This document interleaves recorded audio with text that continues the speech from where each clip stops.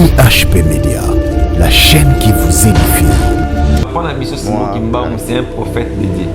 Dieu lui a envoyé pour faire sa mission sur la terre. D'abord, tu as comme mission Zambé. Même jusqu'à ça, pour la séparation, on va pas tu sais, mon mission va pour la Yémo. Est-ce que Kimba va faire quelque chose Zambé? IHP Média, la chaîne qui vous édifie. Tout le monde a dit que Kimba, c'est pas des chrétiens qui m'alistent. Ceux qui n'existent pas, c'est Kimba, n'est pas Dieu. Kimba, c'est un prophète. Parce qu'il fait la mission que Jésus-Christ lui a envoyée sur la terre. C'est ça qu'il m'a fait. Il a fait sa mission. À cette mission, et l'église continue. Comment tu commences à monter dans matinée comme un Zambé? Kimba m'a sauvé dans la conférence. IHP Média, la chaîne qui vous édifie. IHP Média, la chaîne qui vous édifie.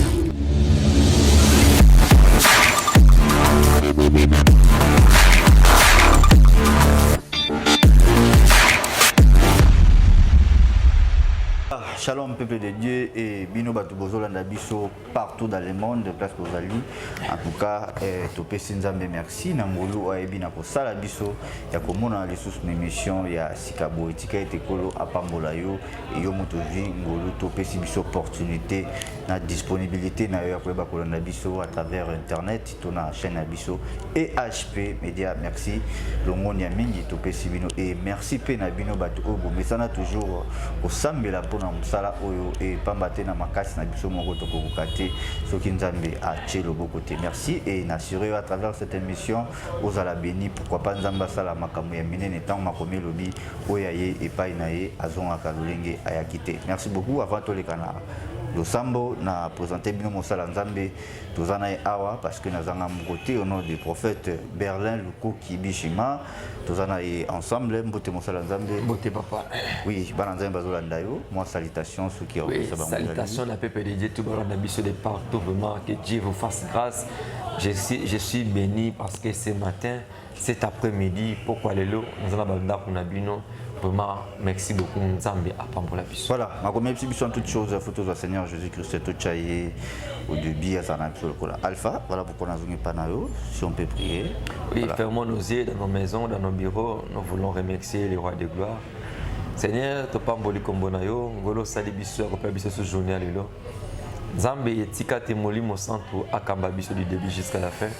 Et né Biso bateau disparaître, mais Moli, mon nom de Aloba. Car la Bible dit, c'est poussé par l'esprit que les hommes ont parlé de ta part. Seigneur, tout esprit de l'incrédulité, il y a l'odeur, il y a l'enfouissement, il y a la musique, il y a le peuple qui a dit son combo na Yesu. Soufflez voir la compréhension critique, soufflez voir la méditation critique, na combo na yo, tu le dis amen. Amen. Merci, je dis un grand merci. Quant à moi, na régie équipe Mbaya et HP Média, là je vois n'entend moi les savoirs et la conscience de mes frères et na sanité Charlie Kanga. Maman GH, papa Ozéamane, pourquoi pas, papa Joseph, maman Francine en Belgique, vraiment Bambote, Bélé, place Kozali, Bananzambe, Nyoso, place Nyos Bozola, Nabiso, Europe, Amérique, Asie, Océanie, pourquoi pas, Nakatia, Congo, Brazzaville, République démocratique et du Congo, en tout cas, Kolo, A, Zalanabiso, et puis Molimo Nzambe et Kambabiso, na Ibanelite Soukaya, émission. Oui, prophète, Otaï Kolekana, prière, les Kindéni, science, Ozaki, Namoya, direct. Oui, la prière est qui bien, vraiment, la paix nous merci. La paix de Dieu sur la mission de EHP Média, au régional, mission de compte, mission prophète Berlin Lukoki. Toi qui es en pleine retraite, à 3 jours, autre de blague ici, la résurrection de mon identité. Vraiment, Zamba Sadi Bissongolou. Premier témoignage, il avait une sœur et son mari, il était musulman. Et le plus grand témoignage, la sœur souffrait de cancer et de sein. Mais lorsque la sœur est à côté de la mission de EHP, à Bengi Bisso, en pleine retraite, je me souviens, c'était mercredi à 12h. J'étais à l'éternel en train de prier avec les gens directs. Et la sœur à côté de Bengi, prophète, elle m'a expliqué quelque chose, sinon, tout tu as prié, tout tu priais. Après prière, là je faisais une déclaration prophétique. La sœur a simbi libé les naïs, bolim sa pour terre parce que c'était cancer de sein. Dans que la simbi en haut, dans comme le souhaitait. Et je lui ai dit, je lui ai dit, va voir les médecins. Azur a devenu médecin, comme un médecin. Et demain, le jeudi, il nous a encore écrit pour nous dire que notre prophète Jésus était totalement guéri. Et son mari, il était musulman, il a crié au Seigneur Jésus-Christ, il a donné son service à Jésus-Christ. Le plus grand miracle que Dieu nous a donné parmi cette retraite, c'est ça. Il a aussi plusieurs miracles. Il a une sœur qui avait un problème dans ses pieds, Dieu l'a guéri. Donc, nous avons vécu beaucoup de miracles pendant toutes ces retraites. Beaucoup de miracles. M. Bassara Basson, il y avait même des délivrances en direct, vraiment, et des prophéties en direct. Vraiment, ce qui est important. Les plus grands miracles que moi j'ai vu, c'est musulmans qui ont la montée. On a fait des ça là. Donc, vraiment, je dis merci à mon grand roi.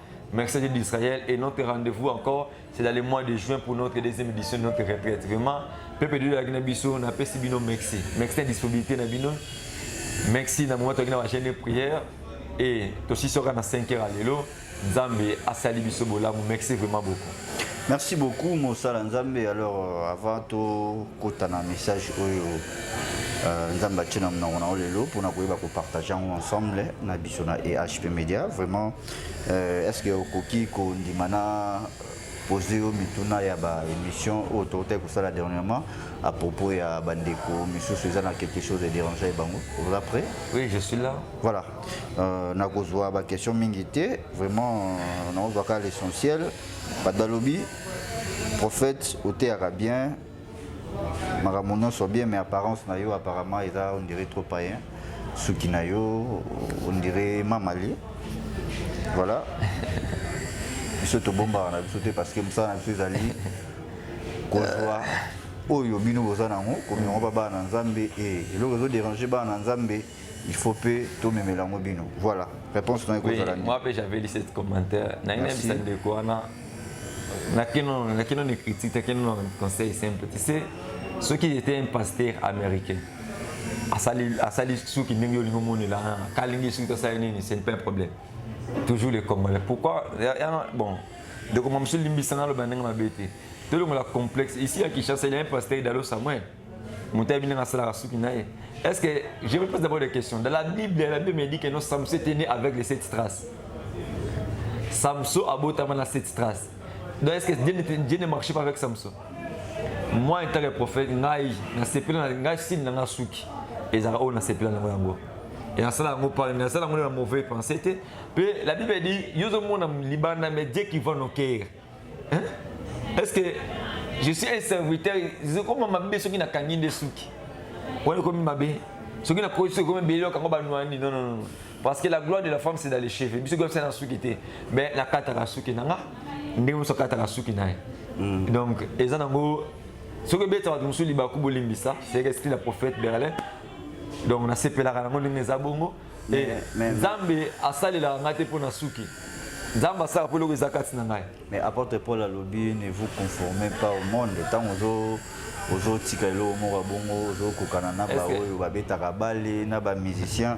Et puis surtout que non loin, car Paul a lobby que votre liberté ne soit pas une occasion de chute pour nous battre. C'est-à-dire, il y a des gens mais ils ont bande comme monsieur bazolanda yo bana nzambe mama baku ezali bakute ba pas comprendre na quelle raison est-ce que un pasteur américain il y a beaucoup de pasteurs américains et bon moi il faut savoir quoi pasteur américain c'est complexe américain complexe infériorité moi donc ce que mais en Congo Nigeria salam na me bila Nigeria nani Nigeria dayo Samuel ayo dalinga ba kegela tsaka na banzela na le bila dayo Samuel.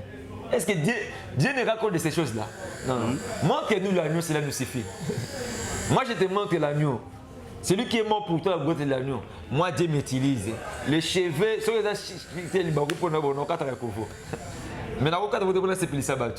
Oui, dans le cas commentaire, frère, moi, à ce qui s'est habité, à ce qui bongo. Pour ma pasteur, ma copine, ma fantier, non. Tu confirmes ma pasteur, ma fantier. Moussabi, Mamalé. Bon, Mamalé, c'était aussi mon joueur que j'ai aimé beaucoup, Père Sonam. Il y a un restine là. Vraiment, ceux qui se mettent au niveau limbisa, ils ont un souki. Oh, il y a prophète Berlin. Il y a un souki d'état, il y a un prophète Berlin. Voilà, question que tu es allé, il y a un biso mythe Mbengo. Alobi, est-ce que Mato y a Nzambe na ndengo lobaki na journée c'était encore quoi Nathan Mwamba? Le 7 mars. Voilà. Na buto le 7 mars. Est-ce que l'ito ya Nzambe fonctionnera kaka partir à 0 heure? Il faut tout savoir la rame coloniale. Oui, une bonne, très bonne question. Que j'ai c'est les combos. Mythe Mbengo. Comment on est ndeko mythe Mbengo. Ndeko mythe Mbengo que Dieu te bénisse, une bonne question. Nzambe a sensible air nous surtout. N'importe quel air tu peux invoquer l'Éternel. Même maintenant, il est de t'écouter. Donc, Nzamba a sensible. Lorsqu'on avait dit 0R, pourquoi 0R? Parce que tu sais, dans la spiritualité, il y a des R secrets. Les R secrets. R secrets, pourquoi? Il y a un secret. Ce qui est dans le livre Puissant. Bible Puissant 19, si je ne me trompe pas, les jours instruisent notre jour et la nuit donne connaissance à notre nuit. Amen. Donc, 0 heure exactement ça la traverser la journée. Donc, tout le monde a mardi pour tout qui est dans mercredi et jeudi. Donc, tout un homme spirituel a quand la journée dans Boutou. Il y a un monde qui information. Eh, bah ça va sacrifier à 12 heures. Pourquoi 12 heures? 12 heures, il y a les changements à temps. Tout le monde a fait tout qui est après-midi. Oui. 18 0 heure, il y a les changements à la journée, tout il y a autres journées. Ange de la mort dans Israël, à cause de Kanamo, il faut les gars dans Boutou. Pourquoi on a Boutou? Parce que Boutou est un secret. Même hier, on a Golgotha, pour à Katimoto, mais on lit le côté de Golgotha. Hier, on a Golgotha, on a Bolumbu. Hier, on a péché, on a Bolumbu, on a Golgotha, on lit le côté. Rideau est pour les fous, man. Prophète, vous. Moi, Pider, donc voilà. Et puis, question à Souka. Question Pider, est-ce que vous avez évité que Jésus-Christ va bagrer dans le Bolumbu? Papa, comment on a Bolumbu? Mais tu sais, c'est que moi je me dis, si tu comprends ça mal, pardonne-moi. Voilà. Mais c'est clair, Jésus était humilié sur la croix ni pour nous sauver. Ok, toi avancé et le roi Souka est en IP. On a vu sur aigle de l'Éternel, en tout cas, papa. Papa brise la sagesse de Salomon et sur toi, que Dieu te bénisse. Mais ajoutez encore la spiritualité. Merci beaucoup papa. En tout cas, tu as sous spiritualité, makasi mingi. Alors, to kotasko nakati ya maman na likamna biso, to baki lelo bengango ya po otali sabato. Différence il y a papa Simon Kimba on a Jésus-Christ parce que ebele azolanda biso ba bi que Simon Kimba c'est lui le Dieu, le créateur. Alataki nzoto kombo na ye za mvuluzi ba kombo ebele. Est-ce que mvuluzi l'accent? Non si ça na nous question. Za mvuluzi Yesu Kristo azali nzambe ya mindele. Ah bon? Problème tout ça nango ya makasi ya mwana na sur mutu nyonso équipe ya EHP Media toujours bapel wana et puis ce dernier temps basala nzambe nyonso bakomi kaka Simon Kimbangu. Qu'est-ce qui ne va pas? Et parmi basala nzambe baloba Simon Kimbangu yope ozana kati wana. Alors point de vue na. D'ailleurs, on a répondu non. C'est une église Kimbangi, c'est une église qui est le Bénin. Église de Jésus-Christ sur la terre. Par son envoyé Simon Kimbangu, c'est ça non? L'église Kimbangi, c'est l'église de Jésus-Christ sur la terre. Par son envoyé Simon Kimbangu. C'est comme Mouta Kimbangu dans l'église. C'est comme Mouta Tindi Yo comparé à Mbalende. Bah ça comparer ça Simon Kimbangu na Jésus et à ignorance. Ignorance pourquoi? Parce que même dans leur église, oui, maman tout ça débat il faut comprendre bien de Kobuis. Bah tu pas Simon Kimbangu Nzambe là Kimbangi c'était. Mais ça banane. Voilà, on va place là où tu es là. Pour ceux qui ont une église Kimbangi, c'est même Anna Sayo, Kimbangu Nzambe. Kimbangu c'est un prophète. Parce que même l'église, ceux qui ont une église Sayo, comment les colons église de Jésus-Christ sur la terre par son envoyé Simon Kimbangu. Bible le bin Nzambe livre Matthieu à l'effet de toutes les nations mes disciples. Ndenge Nzambe atinda ba porte, ndatinda ba pierre, ndé patinda Kimbangu, ndé patindi biso taki ba prophète. Et de Dieu, babongo la mitema. Kimbangu n'est pas un Dieu, c'est un prophète de Dieu. Kimbangu n'est pas un Dieu des Noirs. Est-ce que, moi je me pose des questions. Kimbangu est un Dieu des Noirs. Différence, Kimbangu soit un Tamba, il y a Bambo et Indo. C'est que Kimbangu, bon de ma mission Kimbangu, moi comme t'as Kimbangu à Mundele, pour bien aller sur Mundele.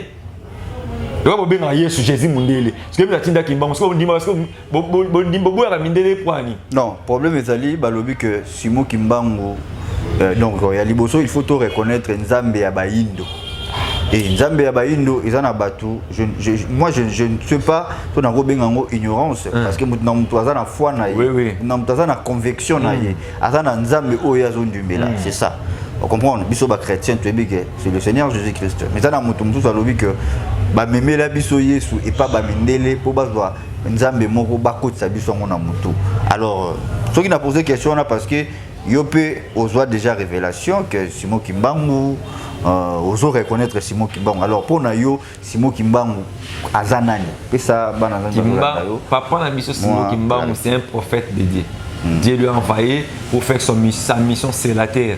D'abord, tu vas commencer Nzambe. Même jusqu'à ça, pour na sepela moni ou le bapon na été. Tu sais, bah ça, mon soeur baxe mon père pour na yemoko Kimbangu. Est-ce que Kimbangu est-ce qu'on gagne Nzambe na bayin? Nzambe na bayin ndengeni.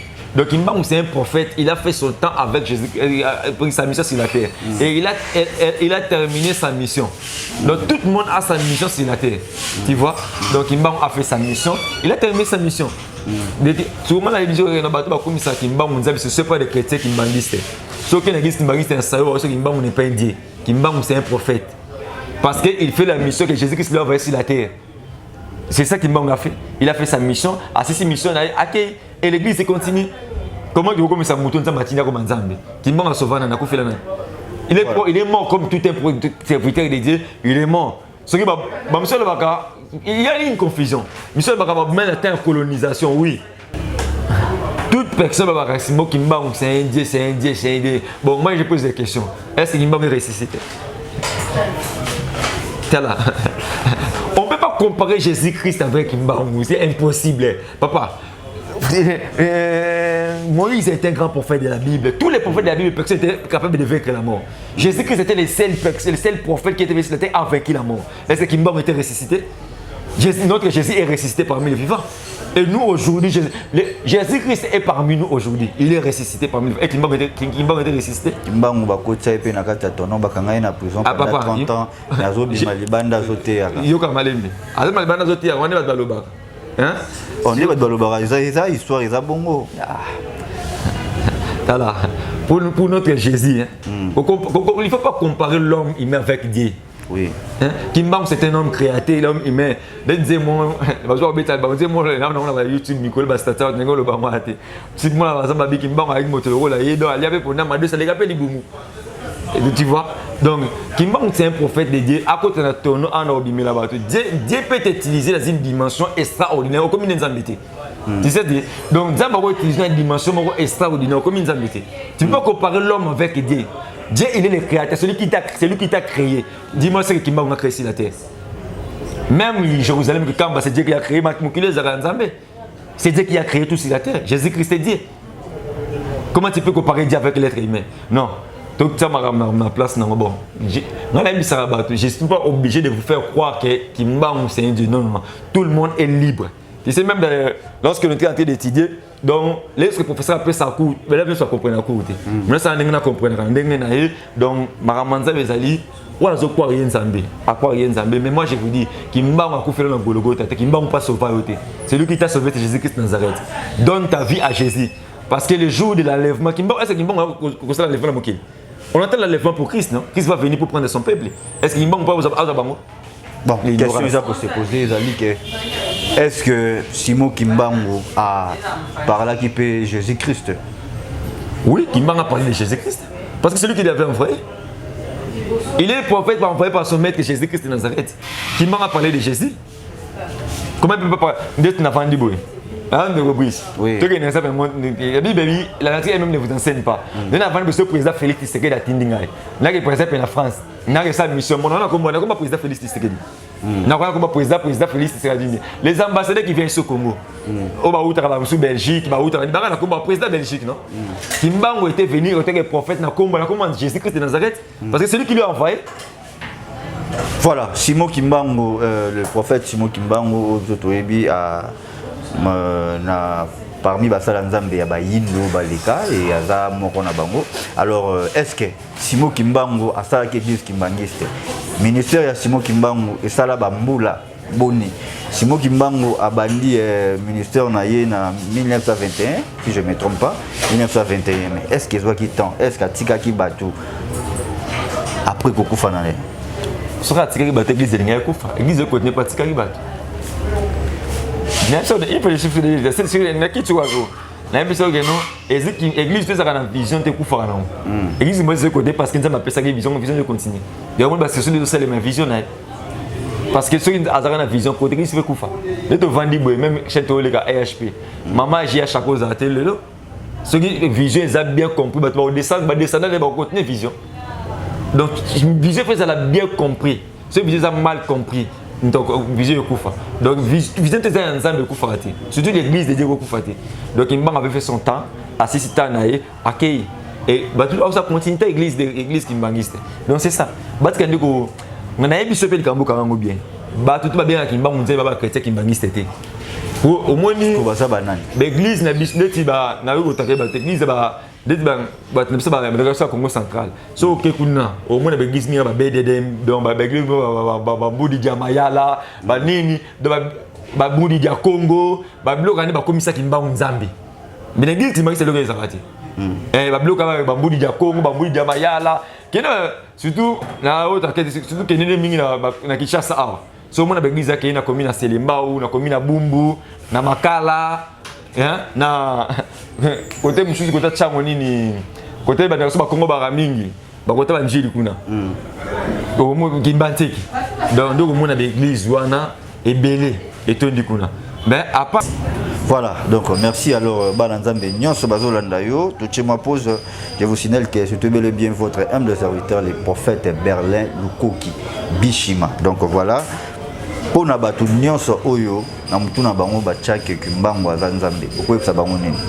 Non, là ça veut dire que l'ignorance kimbango n'est pas indien, kimbango c'est un prophète que Jésus-Christ a envoyé sur la terre. Comme l'avait des livres de Matthieu, l'Éternel dit, je vous envoie à aller faire de toutes les nations mes disciples. Donc ça, les disciples qui m'ont les disciples de Christ. Donc c'est lui le Christ qui m'ont sa mission, comme Dieu a envoyé tous les prophètes dans la Bible. Donc c'est un peu ça. Voilà, merci beaucoup. Alors, question Moussoussou, Yasuka, parce que nous touchons déjà vers la fin de cette émission. Là, on a profité de la l'union sur je dis un grand merci depuis la France, Maman Laïli Benga. Et pourquoi pas Noélie Nempoka, la servante de l'Éternel, Nabosani Pété, Yansmin Nempoka, tout ça la rende au Kanaki. Et pourquoi pas on appelle ça Maman Nyon sur vos messages au Sambela pour la chaîne Abisoya et HP Média. Vraiment, que Dieu vous bénisse. Alors, 20 Oyo na lobaki na debi, il y a basala nzambe nyonso bakomi koleka. Eza 20 na minute so tali na ba chaîne romona batu nyonso bazo parler ka Simon Kimbangu na monaki Simon Kimbangu na monaki boyebo. Est-ce que ça moyen pour batu bacha bangoka ou bien en réalité parce que yo za prophète aza muto amonaka na benga bino ba lei de l'Éternel dit lisu ya nzambe. Alors eza pour na baisse to pour na ko se faire remarquer batu bacha bino kaka. Est-ce que tu es un prophète pour qu'il me fait la mission? C'est un prophète. Il faut comprendre ceci. Tout le monde va parler, c'est là pour toi parce que dans le calendrier prophétique, ça 100 ans. Tu sais, le roi 100 ans, non surtout. Le roi pas d'aller prophète en Zambie, surtout dans le Congo. Et dans mon mot, pour expérience n'est pas en bébé. Il y a les sous-moutés. Mouton de base n'a combat moutonné. Papa, les seuls combats de tombe dans le bomba Jésus. Comment est-ce que tu es là-bas? On a l'information, on a les médias. Le premier ministre ivoirien, malgré tout ce qu'il avait, il est mort. Mais il y a quelqu'un qui a vécu la mort, c'est Jésus. Donc, il y a tombeau le tombeau. Amen. Donc, comment monter ça là-dedans? Comment monter ça là-dedans? Merci beaucoup, merci le prophète Berlin Lukoki Bishima. Est-ce que Ozo s'attend à la critique, dans les commentaires de l'émission? Ben la vie de te vendre, on est encore 10 mois à 100%. Hier, je vous ai dit que vous avez attention. Oh, non, attention. Oh, bien la vie de vendre, on va finir, va critiquer. Oh, bien la problème, on a la bête à ma balcon et partout dans comment ça se passe dans le temps de matin. Mais c'est un bandit au bandit quoi? Oh, la Bible, le lobby, la foi vient de ce qu'on attend. Pas le lobby, la foi vient de ce qu'on attend. La Bible, ça veut dire que non, mon ingay, naza pasteur, bon dimanche. Voilà, merci, nous sommes arrivés à la fin de cette émission. Je dis un grand merci à vous tous de nous avoir suivis. Et prophète Berlin Lukoki Bishima, rendez-vous dans les commentaires, vraiment dans le autant et puis au répondre, bateau, pour comprendre. Bientôt, un grand merci à Bino Batouza qui est partout dans le monde, Europe, Amérique, Asie, Océanie.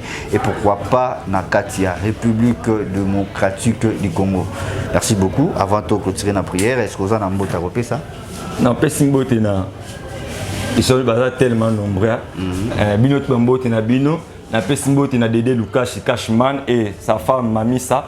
Que Dieu vous bénisse. Mamizo, la femme de la nation depuis le Canada. Que Dieu vous bénisse. Vous êtes tellement nombreux vraiment.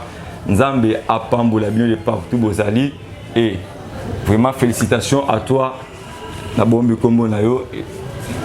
Maman Pemboté parce que ça ont marié. Oh, super maman, mon amour. Voilà. Ma femme Sainte Amboutis. Merci. Moi c'est Pembe, j'étais ça là aussi.